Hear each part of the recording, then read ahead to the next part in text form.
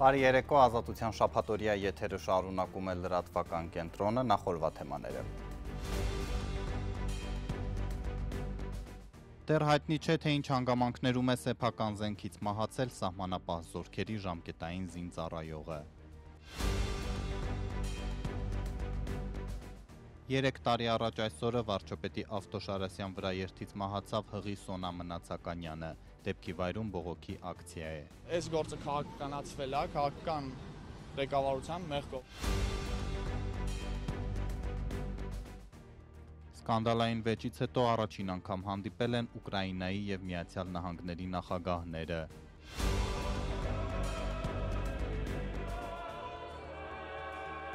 Աշխարհի առաջնորդներն ու բազմահազար հավատացյալներ մասնակցել են Հռոմի Պապի հուղարկավորությանը։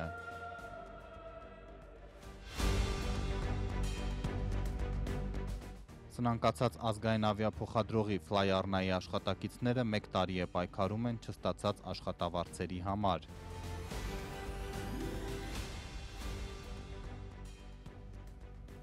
Դեպքից 1 օր անց դեռ պաշտոնական որևէ տեղեկություն չկա, թե ինչպես է ինքն իր զենքից սպանվել սահմանապահ զինծառայողը։ Իդեպ այսօր սահմանապահի օրն է, բայց ժամկետայինի մահվանը վարչապետի մակարդակով անցկացված միջոցառմանը անդրադարձ չի եղել։ Կառավարությունը քայլեր է ձեռնարկում սահմանապահ զորքերի կարողությունները մեծացնելու համար եւ հույս ունեմ, որ դուք ձեր ամենօրյա ծառայության ընթացքում տեսնում եւ զգում եք այդ ջանքերը, այդ ներդրումը։ Վարչապետ Փաշինյանի այս ելույթից ժամեր առաջ ազգային անվտանգության ծառայությունը հայտնեց սահմանապահ զորքերի զինծառայող Արթուր Ավետիսյանի մահվան մասին։ 19-ամյա ժամկետային զինծառայողն ըստ ԱԱԾ-ի մահացել է ապրիլի 25-ին իրեն ամրացված զենքից։ Ինքնասպանություն է թե այլ բան, մանրամասներ չեն հայտնում, քննչականից մեր զանգերին չարձագանքեցին, երկրորդ օրն է քրեական հոդվածի մասին էլ տեղեկություն չկա։ Սահմանապահը զինվորական ծառայություն է, բայց սահմանապահը ինչ-որ առումով նաև խաղաղության խորհրդանիշ է, կայունության խորհրդանիշ է, անվտանգության խորհրդանիշ է։ Սահմանապահ զորքերի օրվա առթիվ Փաշինյանի 15 րոպեանոց ելույթում բառ չկար այս ողբերգության մասին, ոչ անդրադարձավ, ոչ էլ ցավակցեց։ Սահմանապահը պետության կարևորագույն ծառայությունն է։ ԱԱԾ-ի հաղորդագրությունում էլ ցավակցական բառ չկար։ Դեպքը Սյունիքի ստորաբաժանումներից մեկում է եղել։ 19-ամյա Արթուր Ավետիսյանն էլ է Սյունիքից, Աշոտավան համայնքից, 9 ամիս առաջ էր զորակոչվել։ Ազատության հետ զրույցում ասաց Աշոտավանի վարչական ղեկավար Արմեն Բեգլարյանը։ Հավասարակի սրված խելացի կազմակերպված, ուսման մեջ հաջողություններ ձեռք բերած, կարգապահ, օրինապահ, ուսումնական հաստատություն ընդունված, շատ նորմալ ընտանիքում ծնողներ են, ուսուցիչներ, մանկավարժներ։ Մահվան պատճառների մասին վարկածներ լսել են, բայց Բեգլարյանը չցանկացավ դրանց մասին խոսել, քանի որ նախագնություն է։ Անպայման դատանան եւ ցավակցել։ Զինծառայողների մահվան յուրաքանչյուր դեպքի հետևում իշխանության ոչ պատշաճ պատասխանատվությունն է, ասում է իրավապաշտպան Արթուր Սաքունցը, որ տարիներ շարունակ զբաղվում է բանակի խնդիրներով։ Որտեւ ամեն մի դեպքի հետ կապված կա իշխանության կողմից պարտավորության ոչ պատշաճ, ոչ լիարժեք կատարում։ Եվ երկրորդը իհարկե սա պետք է լինի ահազանգ այն իմաստով, թե որոնք են հանդիսացել այն գործոնները, այն հանգամանքները, որոնք հանգեցրել են նման տխուր արդյունքի։ Ըստ նրա պատասխանատու պաշտոնյաները առաջինը պետք է անդրադառնային դեպքին, ցավակցեին ու գիտակցեին սեփական պատասխանատվությունը։ Իմ կարծիքով է սա մոտեցումը, որ պետք է կատարել պատասխանատվության գիտակցում, ընդունում եւ նաեւ պատշաճ քննության իրականացման պահանջ եւ նաեւ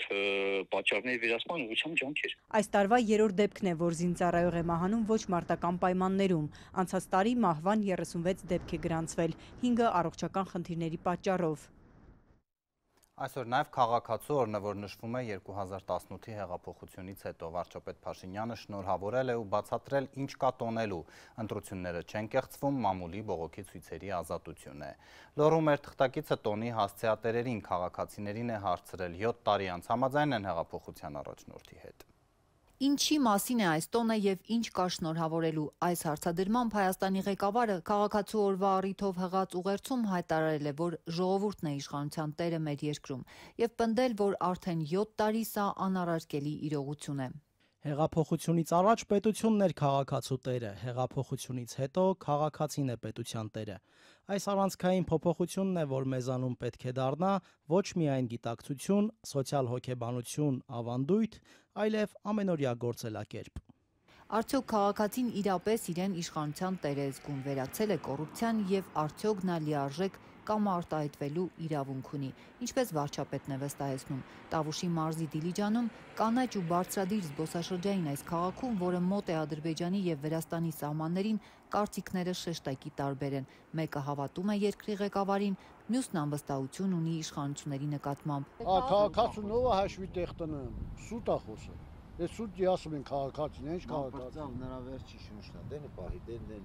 Դեպի լավն էլ է փոխվել, դեպի վատն էլ է փոխվել։ Ինչն է լավ, ինչն է վատ։ Ինչ ակնկալիք եք ունեցել ու հիմա Ադելապերեք այդ հարցը ինչ պատասխանում են։ Եթե Դե նման հարցերը Փաշինյանին դու ինձ ես տալի, Փաշինյանի 4 կողմին դու ինձ ես տալի, լրիվ հասցեով չես դիմում։ Քաղաքի շարժը, մարժը, սա տեսնում ենք էլի ինչ փոխում է, փոխվել է էլի ագիվա։ Փաշինյանը լավ տղա է։ Քաղաքացիներից մեկը, որ Ռուսաստանում է աշխատանք գտել, ասում է. Հայաստանում ոչ փոփոխություն է զգում, ոչ էլ լավ փոփոխությունների հույս ունի։ Ոչ, ես ոչ մի բան չեմ զգում, դու հույսեր չունեմ ոչ մի լավ բանի վրա, բայց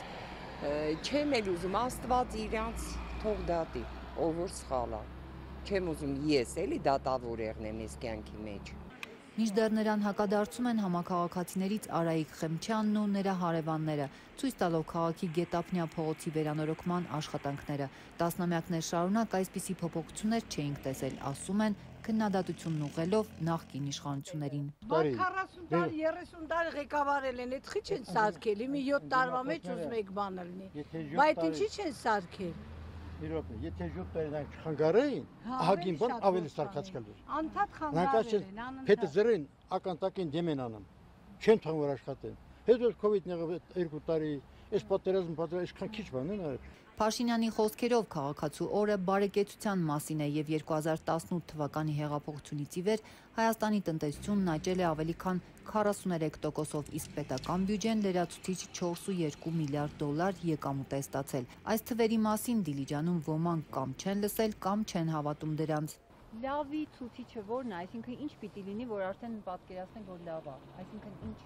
Աշխատանքային տեղեր բացվի, մի քիչ ավել, ձեր ասած կոռուպցիան վերացվի։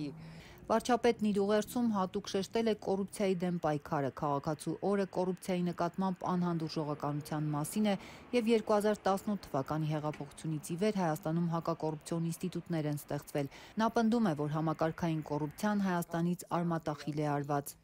Տարբերություն կա, բայց կոռուպցիան դեռ չի վերացել, որտեղ չի վերանա։ Հիմա այսօր մարդիկ ասենք 50-60 տարի ասենք կամ 30 տարի աշխատել է օրգանները, կամ ինչ-որ բժիշկ, ոչ աշխատել է, որ կողմնակի եկամուտ է եղել։ Հիմա այսօր գնում ես էլ հարց նայում, չի ասում դուր։ Բայց եթե չես տալիս, դնում ես ձգձգամա, ջանջալակցամ, այդպես հարցեր կա էլի, դա էլ է կոռուպցիա էլի, դա էլ է կոռուպցիա։ Ում ձեր ինչ կողմի բան փախցնի։ Դիլիջանցի 66-ամյա Էման, որ 44-օրյա պատերազմին կորցրել է երիտասարդ թոռնիկին, ասում է, ոչինչ այս կյանքում այլևս չի կարող գոհացնել իրեն կամ խաղաղության հույս տալ։ Քաղաքացու օրն ու տնտեսության 43% աճը չնչին թվեր են դարձել նրա մեծ կորստի առջև։ Ոչ ինքն չեմ մասնակցում, թող երեխանց իրեն մասնան։ Դիլիջանում այսօր քաղաքացիների մեծ մասը պարզապես հրաժարվում էր խոսել քաղաքական թեմաներով։ Չեմ խոսում քաղաքականությունից, ինձ հանգիստ թողեք։ Ես միայն իմ ընտանիքի տերն եմ։ Սրանք այն պատասխաններն են, որոնք հնչում են, երբ հարցը իշխանության կամ քաղաքական իրավիճակի մասին է։ Միշտ էլ ասել են դեմոկրատիա, բայց մի բան էլ չկա վրա։ Ցավոտնամից ոչ մի բան չեմ զգում։ Ես չեմ կարող ոչ մի բան ասել։ Մոսկվայից տոմս եմ արել, ես Ռուսաստանում եմ։ Եկել եմ Նիկոլին դրել նորից քացել։ Մին տրողն է ես եմ, բայց գիտեմ չի որ այս է վերջ։ Վարչապետի այսօրվա ուղերձը եզրափակվում է այս խոսքերով. սա դժվար, բայց անխուսափելի ճանապարհ է, անկախության, ինքնիշխանության, պետական գիտակցության ու խաղաղության ճանապարհ, եւ այդ ճանապարհը մենք անցնելու ենք առանց ծափահարությունների ակնկալիքի։ 3 տարի առաջ այս ժամերին վարչապետի ավտոշարասյան վրաերթից մահացավ Հղի Սոնա Մնացականյանը։ Պետական պահպանության ծառայությունը ճանապարհային ոստիկանները վթարից հետո կանգ չէին առել, մինչև օրս դատավարությունը ձգձգվում է, մեքենայի վարորդ ոստիկանը ազատության մեջ է, պաշտոնավարում է 28-ամյա Հղի կնոջ մահվանից հետո վարչապետին փոխադրող շարասյունը հիմա էլ շարունակում է մեծ արագությամբ ընթանալ։ Ինչ է նշանակում մեկի անվտանգությունը պահպանել, մյուսի կյանքի հաշվին։ 3 տարի առաջ այսօրը վարչապետ Նիկոլ Փաշինյանին ուղեկցող շարասյան մեքենայի հարվածից մահացած Հղի կնոջ Սոնա Մնացականյանի հայրն է Ազատության հետ զրույցում դեռ անցած տարի նման հարցադրում արել ու նկատել, որ եթե ժամանակին փակեին ճանապարհը, այս ողբերգությունը չէր լինի։ Երևում է նկարահանումներից, որ ուշ են զգուշացել, դաժե տեսուչը չի տեսել իմ աղջիկը, որ արդեն կես ճանապարհը հատել անցել։ Շուրջ 3 տարի է դատաքննություն է ընթանում պարզելու ով է մեղավոր Լեո Պարոնյան Խաչմերուկում 31 շաբաթական Հղի Սոնա Մնացականյանի մահվան համար։ Գործով մեկ մեղադրյալ կա՝ Շարասյան, միայն առաջին մեքենայի վարորդ մայոր Արամ Նավասարդյանը։ Դժոխք կողմն այսօր էլ պնդում է մեղավոր է նաև Շարասյան ղեկավար կազմը։ Որոնց վերաբերյալ եւս կա քրեական վարույթ նախաձեռնված, գտնվում է նախաքննության փուլում, արդեն իսկ քրեական հետապնդում չհարուցելու մասին որոշում է կայացրել դատախազը, որը մեր կողմից այս պահին բողոքարկվում է դատարաններում։ Դատական նիստերը միտումնավոր են ձգձգվում, համոզված են տուժող կողմի ներկայացուցիչները։ 2.5 տարի է դեռ դատաքննության փուլում ենք, նկատում է փաստաբան Ռաֆի Ասլանյանը։ Նրա խոսքով պաշտպանական կողմը հանդես է գալիս տարբեր միջնորդություններով, իսկ դրա հետևանքով քննության ձգձգումը շահեկան է մեղադրյալի աթոռին գտնվող Արամ Նավասարդյանի համար։ Քանի որ կան նաև քրեական պատասխանատվության վաղեմության ժամկետներ, սույն պարագայում արդեն միջին ծառայության հանցանքի դեպքում 5 տարի է, 3 տարին արդեն անցել է։ Պաշտպանական կողմն էլ իր դժգոհությունն ունի։ Դատը ձգձգվում է նախաքննության ընթացքում թույլ տրված սխալների համար, ավելին մեղադրում է գործը հսկող դատախազին։ Փաստաբան Ռուբեն Բալոյանը վստահեցրեց, կապացուցի, որ դատախազն ապօրինի է գործել։ Նախաքննության ընթացքում քննիչը նշանակեց լրացուցիչ փորձաքննություն, որը արդեն հանձնարարվեց մեկ այլ փորձագիտական կենտրոնի։ Փորձագիտական կենտրոնին քննիչը հարց առաջադրեց լրացուցիչ փորձաքննության բարձել առօրյա համար երթևեկության վտանգը երբ առաջ գալիս։ Նույն հարցը առաջադրել ենք նաև մենք պաշտպանական կողմը։ Դատախազը իր ապօրինի որոշումը կայացնում է հարցանում է։ Այս գործի գլխավոր սխալը գալիս է գործը հսկող դատախազից։ Սրա միակ մեղավորը, որ այսօր դատաքննությունը ձգձգվում է, դա այս գործը հսկող մեղադրող դատախազն է։ 28-ամյա կնոջ մահվան մեջ մեղադրվող Արամ Նավասարդյանի փաստաբանը դժգոհ է նաև դեպքի տեսաձայնագրային փորձագետի դատարանում տրված ցուցմունքից։ Կեղծ ցուցմունք է, այսպես է մեղադրյալի փաստաբան Ռուբեն Բալոյանը որակում փորձագետի ասածը, խոստանում օրերս նկար կհրապարակի հանրության դատին ներկայացնելու։ Եթե մենք հիմնավորենք, որ հետևից երրորդ կադրի ժամանակ լեսուսի հետամասը հավասարը հետիոտային ասումների, ես թաքցնելու բան չունեմ, դες պարզացում եմ։ Ուրեմն ստացվում է, որ փորձագետ Քոչարյանը դատարանում տվեց ցուցմունք, որի համար կենթարկվի քրեական պատասխանատվություն։ Տուժող կողմը ոչ թե կասկած ունի, ավելին գրեթե համոզված է, որ Նիկոլ Փաշինյանի ուղղակի կամ անուղղակի միջամտության հետևանքով է, որ արդեն շուրջ 3 տարի է որևէ մեկը քրեական պատասխանատվության չի ենթարկվել Սոնա Մնացականյանի մահվան համար։ Դուք ունեք հիմք, որ ես որևէ միջամտություն եմ արել գործին,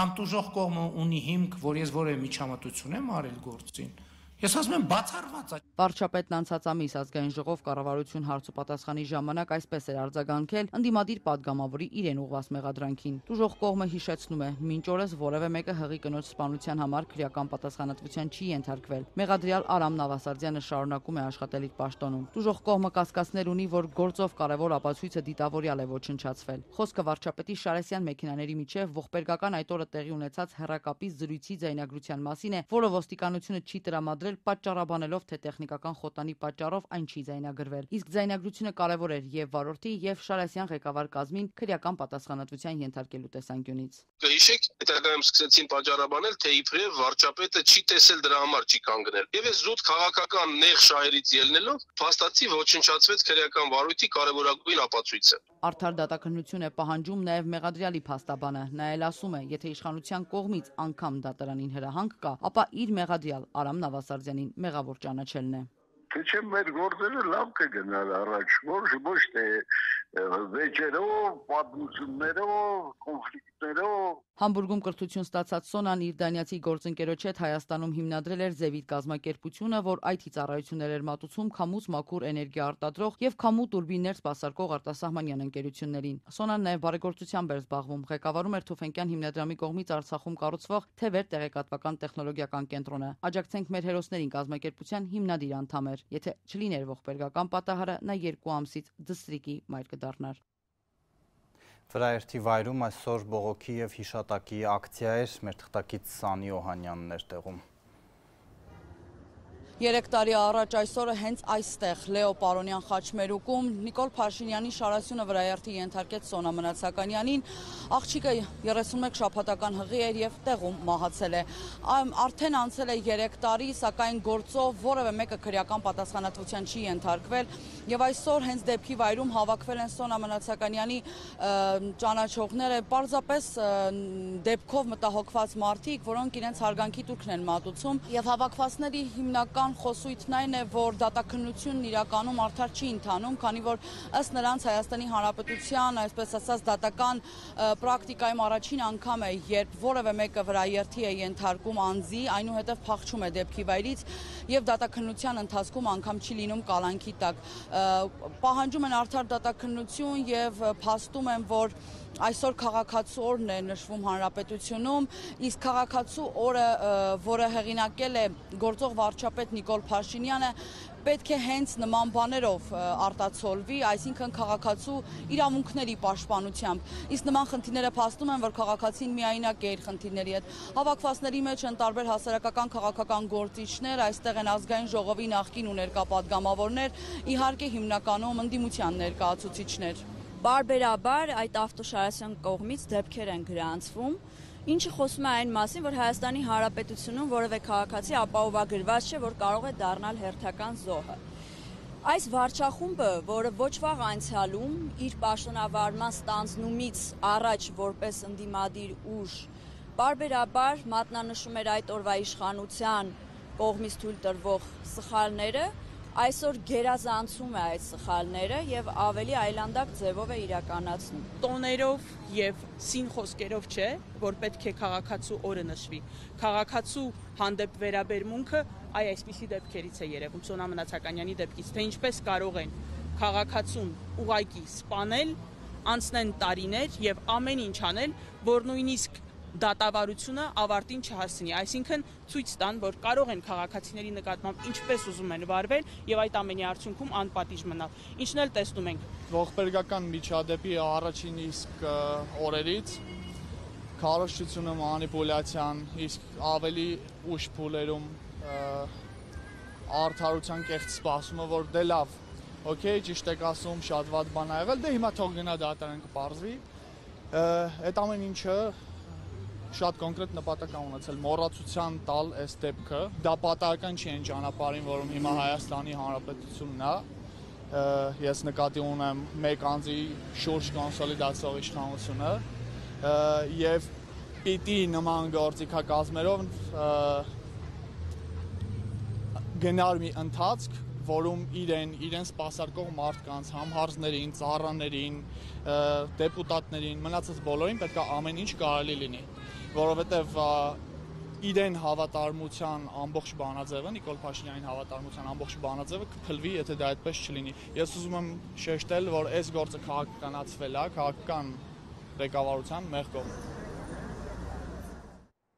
Այլ թեմաներ վարկ ունեցող 200,000-ից ավելի մարդու կառավարությունն առաջարկում է աշխատանքի անցնել ու եկամտահարկով մարել Պարտքը բանկին։ Համոզված են, որ այսպես կխթանեն աշխատանքը, բայց նախագիծը քննադատության է արժանանում, թե ընտրություններից առաջ քվեի դիմաց են վարկը մարում եւ անարդար են նրանց հանդեպ, որոնք սեփական քրտինքով բանկին տոկոսներ են մուծել։ Անհուսալի վարկեր ունեցող քաղաքացիների վարկերը մարելու համար կառավարությունը պետբյուջեից նոր ևս 209 միլիոն դրամ է հատկացնում։ Գործադիրից պնդում են, թե փետրվարից մեկնարկած ծրագիրը ոչ միայն սոցիալական, այլև տնտեսական նշանակություն ունի, ստվերն է կրճատելու։ Ակնկալում են ծրագրի արդյունքում 90,000 քաղաքացի գրանցված աշխատող կդառնա։ Առնվազն 3 տարվա չմարված վարկ ունեցող քաղաքացիները ծրագրից օգտվելու համար պետք է գրանցված աշխատանք ունենան, որ նրանց եկամտահարկն ուղղվի վարկի մարմանը, իսկ վարկի մայր գումարը չպետք է գերազանցի 1 միլիոն դրամը։ Համարում եմ սա առաջին հերթին տնտեսական ծրագիր, ոչ թե սոցիալական, որովհետև սա մարդուն իր տեղից, իր աթոռից ելնելու եւ աշխատելու շատ լավ մոտիվացիայի աղբյուր է։ Այն 2900 մարդիկ, ովքեր աշխատանք ունեին դիմելու պահին,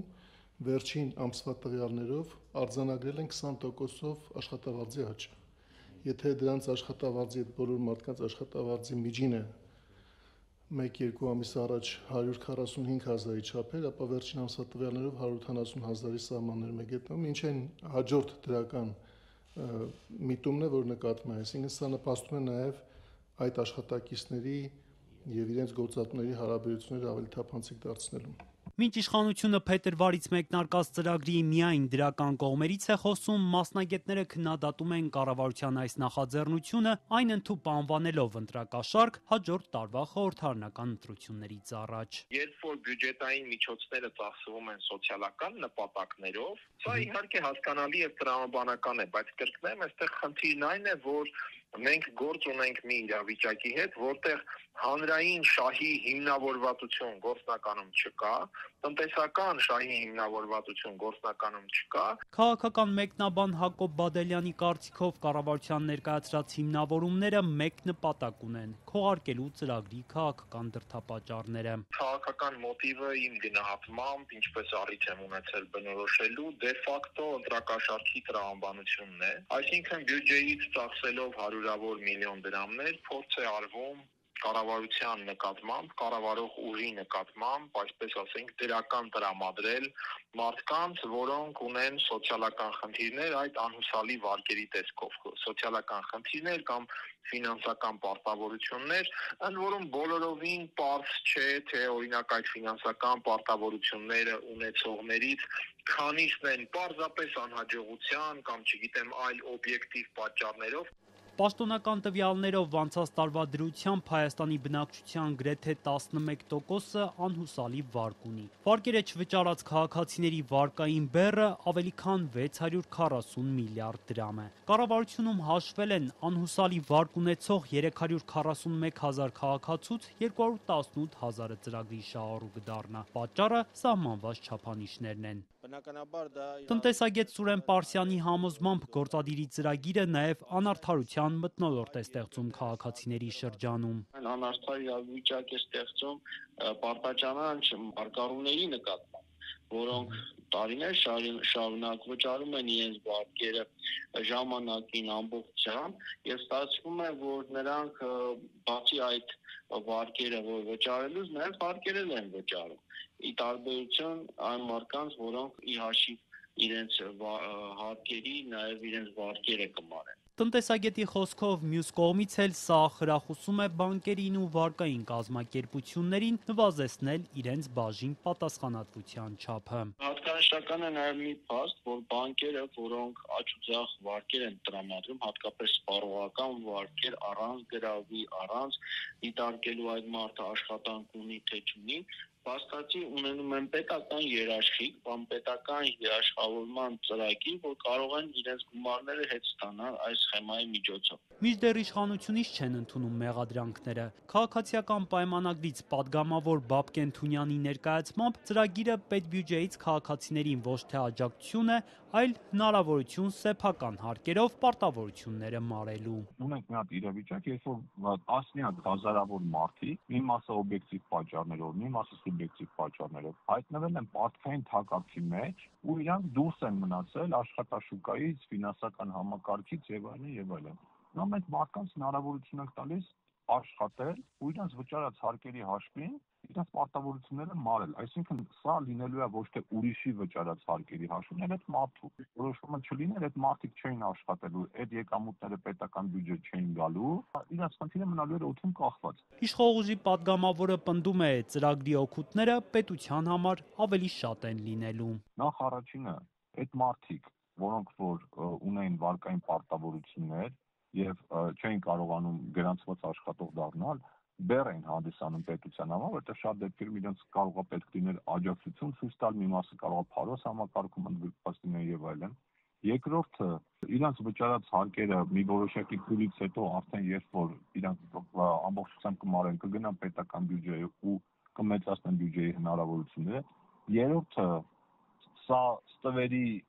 դեմ պայքարի ամենաարդյունավետ միջոցներից մեկն է, որ մարդիկ ինքնական ստվերից դուրս են գալու։ Չորրորդը, սա ֆինանսական համակարգն է առողջացնում։ Չնայած գործադիրը ակնկալում էր, որ երկամյա այս ծրագրին ամեն ամիս 11,000 քաղաքացի կդիմի, փետրվարից դեռ 9,630-ն է դիմել, բայց նրանցից 3,594-ն են միայն համապատասխանել ծրագրի պահանջներին։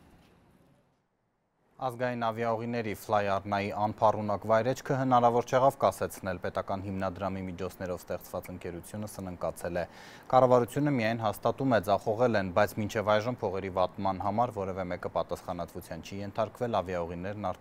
ավիաուղիների արդեն նախկին աշխատակիցները դեռ սպասում են չվճարված աշխատավարձին։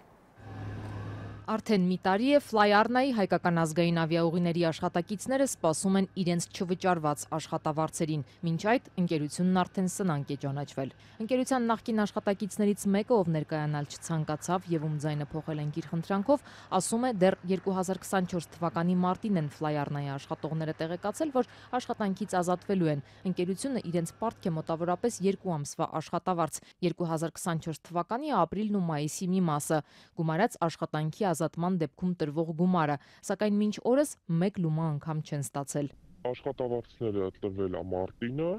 ապրիլինը, մայիսի 19-ը ներառյալ մինչև չի տրվել, ապրիլ եւ մայիս 19-ը ներառյալ եւ հունիս ամսվա համար պետք է նպաստ տրվել ըստ օրենքի, որը չի տրվել։ Իրենք պարտավոր են այդ ամբողջ գումարը փոխհատուցել աշխատողներին առաջնահերթ, որը իրենք չեն արել։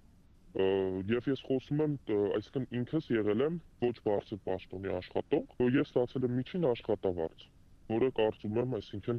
ավելի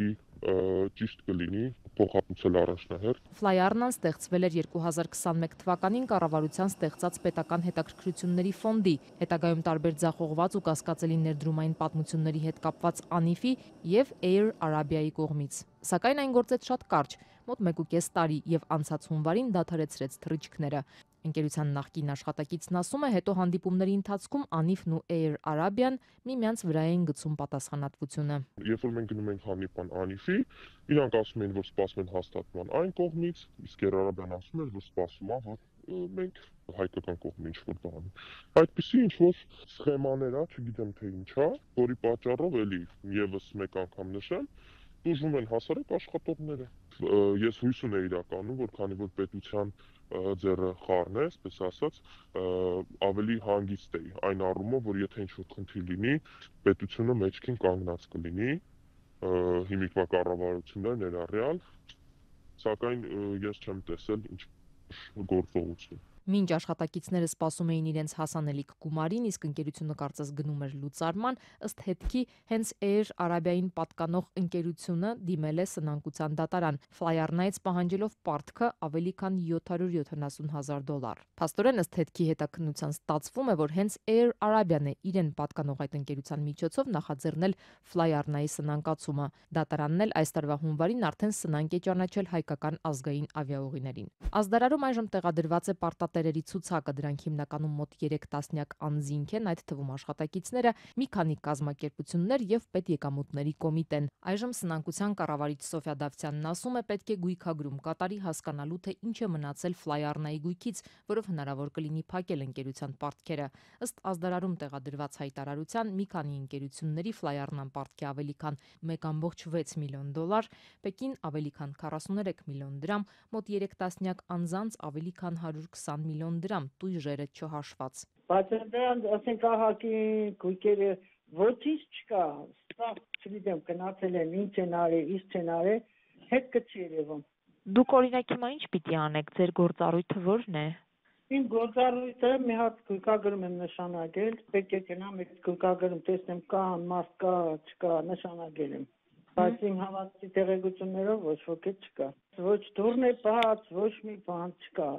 Անիֆի գործունեությունը, որին պատկանում է Ֆլայառնայի 49%-ը, իրավապահների ուսումնասիրության կենտրոնում է։ Կոռուպցիայի կանխարգելման հանձնաժողովի ուսումնասիրությունը Անիֆի վերաբերյալ հայտնվել էր հակակոռուպցիոն կոմիտեի ուշադրության կենտրոնում, ապա հնարավոր չարաշահումների գործը փոխանցվել է քննչական կոմիտեին, կահարուցված վարույթ, որը դեռ նախաքննության փուլում է, որևէ մեղադրյալ, կասկածյալ կամ ներգրավված անձ ըստ քննչական կոմիտեի այս պահին չկա։ Եվ թեմայի շուրջ զրուցելու ենք Transparency International կենտրոնի հակակոռուպցիոն փորձագետ Վարուժան Հոկտանյանի հետ։ Շնորհակալություն, պարոն Հոկտանյան։ Ձեզ բավարարում է վարչապետի բացատրությունը, որ այո, ձախողել ենք պետական հետաքրքրությունների ֆոնդը, որը նաև հիշեցնենք Ֆլայառնան էր ֆինանսավորել, տապալել է, ընդունում ենք։ Մենակ ընդունելը քիչ չէ, պետք է վերջ-վերջը դա հանրային փողեր են ծախսվել այդ ֆոնդի աշխատանքները ապահովելու համար, ծախսվել են գումարները ոչ թե ասենք մասնավոր սեկտորի գրպանից է վերցվել, չնայած այդ դեպքում էլ դա անթույլատրելի կլիներ, բայց առավել ևս որ դա հարկատուների փողերն են, միայն ընդունելը քիչ է, պետք է լինեն նաև համապատասխան, այսպես ասած, քայլեր ձեռնարկվեն երկու պատճառով, առաջինը որպեսզի այդ գումարները վերջո որքան որ հնարավոր է հետ բերվեն եւ նաեւ բարձվի ինչ է տեղի ունեցել, դա առաջին եւ երկրորդը որպեսզի հետագայում այսպիսի խայտառակ պատմություններ չկրկնվեն։ Պարոն Հոկտանյան, դե քրեական գործ կա, քննում են, ճիշտ է 3 տարի է արդեն, բայց ասում են հենց դա էլ ես նկատի ունեմ, որ 3 տարի քննելը կարող է եւ այդ 3-ին մի հատ էլ 0 ավելանա ու ոչ մի արդյունք չհասնենք։ Խնդիրը որ այսպիսի հնչեղություն ունեցող գործերը պետք է շատ արագ քննվեն, շատ լուրջ ուժեր կենտրոնացնել այդ քննիչներ, ասենք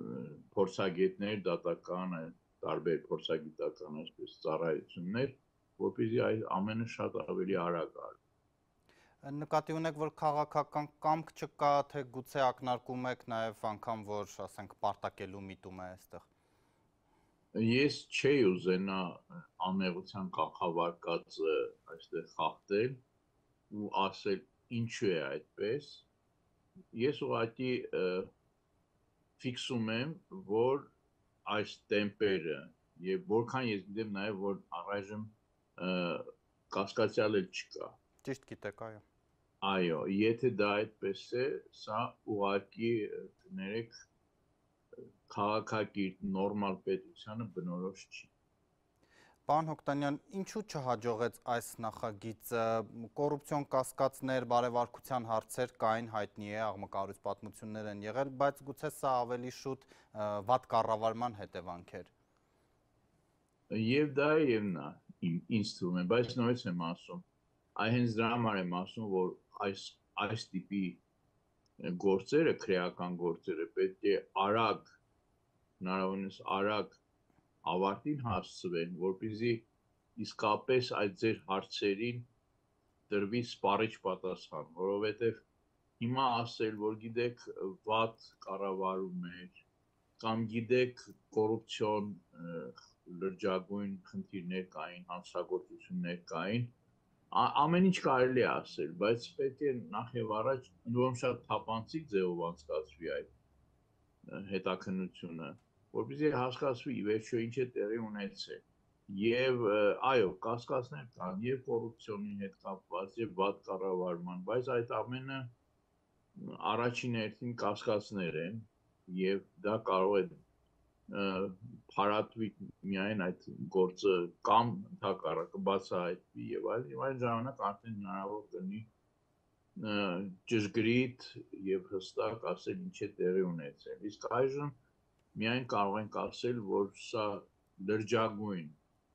շատ հեռու գնացող հետևանքներ ունեցող ձախողում։ Շնորհակալ եմ, պարոն Հոկտանյան։ Խնդրեմ։ Միջազգային լրահոսն այսօր գլխավորում է Վատիկանը, աշխարհի առաջնորդները, հազարավոր հավատացյալներ հրաժեշտ տվեցին Հռոմի Պապին, Հայաստանից նույնպես պատվիրակություններ մեկնել նախագահն ու ամենայն հայոց կաթողիկոսը։ Ֆրանցիսկոս Պապը պարբերաբար խաղաղության մաղթանքներ էր հղում հայ ժողովրդին, Հայաստանում ջերմությամբ են հիշում նրա այցը 10 տարի առաջ։ Fratelli e sorelle, buonasera. Քույրեր եւ եղբայրներ, բարի երեկո։ Այս պարզ մարդկային ու բոլորին հասկանալի Բոնասերա, բարի երեկոյով իտալական արմատներով արգենտինացի Խորխե Մարիո Բերգոլիոն 2013-ին դուրս եկավ Սուրբ Պետրոսի հրապարակ ու պապական պատշգամբից առաջին անգամ ողջունեց հավատացյալ կաթոլիկներին որպես Հռոմի 266-րդ պապ։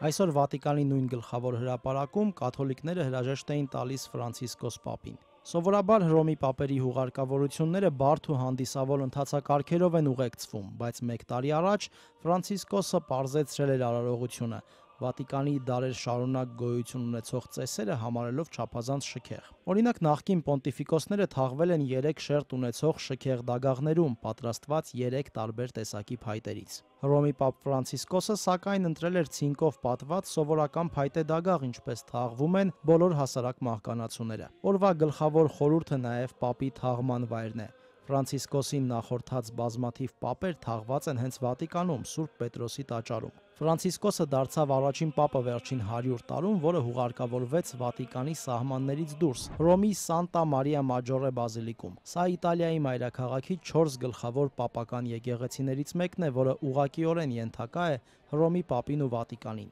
Երկուշաբթի երեկոյան Վատիկանը հրապարակել էր պապի վերջին կտակը, որում Ֆրանցիսկոսը խնդրել էր իրեն հենց այստեղ թաղել, ուր հաճախ էր այցելում իր անձնական աղոթքների համար։ Այստեղ է նաև Հռոմի ու Իտալիայի ամենանշանավոր սրբապատկերներից մեկը՝ Salus Populi Romanին, 6-րդ դարում նկարված Աստվածածինը մանուկ Հիսուսի հետ։ Այսօր Սանտա Մարիա Մաջորե եկեղեցու սպասավոր կարդինալը հիշել էր պապի հետ 5 տարի առաջ իր հանդիպումը ու կիսվել լրագրողների հետ, թե ինչպես է ընտրվել պապի հուղարկավորության վայրը։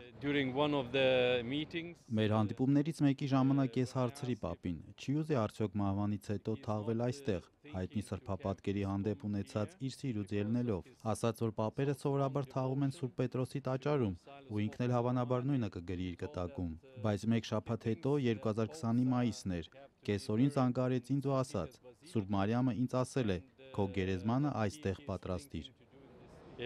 Santa Marta and he told Mary told me prepare your tomb. Ֆրանցիսկոս պապի կտակը ցույց է տալիս նաև իր թաղման կոնկրետ վայրը՝ բազիլիկի կողային մասում։ Պապը գրել էր. «Գերեզմանս պետք է լինի գետնի մեջ, առանց որևէ հատուկ զարդարանքի եւ միայն մեկ պարզ լատիներեն մակագրությամբ՝ Ֆրանցիսկոս»։ Իր ողջ հասարակական կյանքի ընթացքում Ֆրանցիսկոս պապը աչքի էր ընկնում իր պարզությամբ։ Պապական իշխանության խորհրդանիշ Ձկնորսի մատանին խնդրել էր պատրաստել արծաթից ոսկու փոխարեն։ Կրում էր իր կարդինալական հասարակ արծաթե լանջախաչը։ Ի տարբերություն նախկին պապերի, նա նախընտրեց բնակվել Վատիկանի Սուրբ Մարթայի տուն կոչվող հյուրատանը եւ ոչ թե առաքելական պալատի պապական հարկաբաժնում։ Այս համեստությունն ու մարդկանց հետ հարաբերվելու իր բացառիկ պարզությունը այսօր հիշում էին նաև Սուրբ Պետրոսի հրապարակում հավաքվածները։ Բոլորի սրտերն ու հոգիները բարի էմոցիաներով են լցված։ Պապը միշտ մերը կմնա։ Երբ լսեցինք, որ մահացել է, կարծես մեր հորը կորցրած լինեինք, որովհետև նա էր, որ մեզ առաջնորդում էր դեպի բարին, ճշմարիտն ու համեստությունը։ a eu une mission et a conduit l'Église.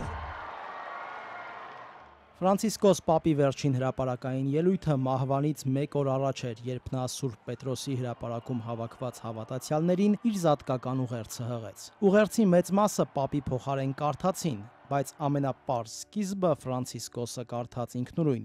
ինչպես 12 տարի առաջ, նույն հրապարակի, նույն պատշգամբից։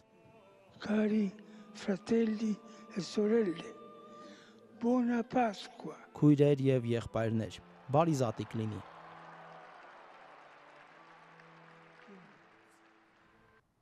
Հռոմի Պապի հուղարկավորությունը նաև աշխարհի առաջնորդների հանդիպումների առիթ էր, Վատիկանում հենց Սուրբ Պետրոսի տաճարում բանակցել են Ուկրաինայի եւ Միացյալ Նահանգների նախագահները։ Սա երկու ղեկավարների առաջին շփումն էր փետրվարին Սպիտակ տանը սկանդալային վիճաբանությունից հետո։ Վլադիմիր Զելենսկին հայտարարել է, որ Դոնալդ Թրամփի հետ քննարկել է Ռուսաստանի հետ հնարավոր հրադադարը, որը պետք է լինի առանց նախապայմանների։ Շատ չանցած Կրեմլն էլ հաղորդեց, որ Վլադիմիր Պուտինը պատրաստ է առանց նախապայմանների բանակցել Ուկրաինայի հետ։ Մինչդեռ Դոնալդ Թրամփը